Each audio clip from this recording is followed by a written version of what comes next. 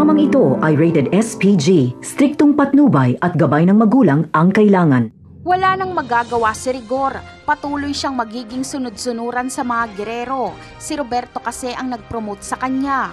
Kahit hindi habol ni Rigor ang promosyon, ay mapipilitan siyang sundin ng mga gerero dahil hawak na mga gerero ang buhay ni Santino. Gagawin nilang hostage si Santino para mapasunod si Rigor. Mautak talaga itong si Roberto. Sinadya niya talagang mapunta sa poder nila si Santino para magamit nila ito laban kay Tanggol at para makontrol si Rigor. Habang si Marites naman ay walang kamalay-malay na ginawa siyang pain sa kanyang paglaya. Hindi niya alam na siya ang magpapahamak kay Tanggol. Kapag kasi malaman ni Tanggol na laya na si Marites, ay si Tanggol mismo ang pupunta kay Marites dahil nag-aalala siya dito.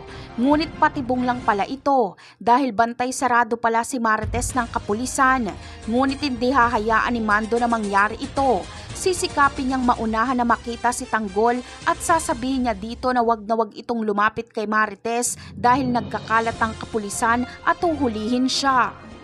Ayaw din kasi ni Mando na madamay si Marites sa putukan dahil siguradong malaking gulo ito dahil alam niyang manlalaban si Tanggol.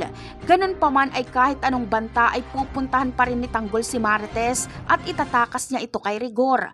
Abangan na lang natin kung maiisahan nga ba ni Rigor at ng mga gerero si Tanggol. Napakarami pa nating dapat abangan sa mga susunod na episode. Paalam!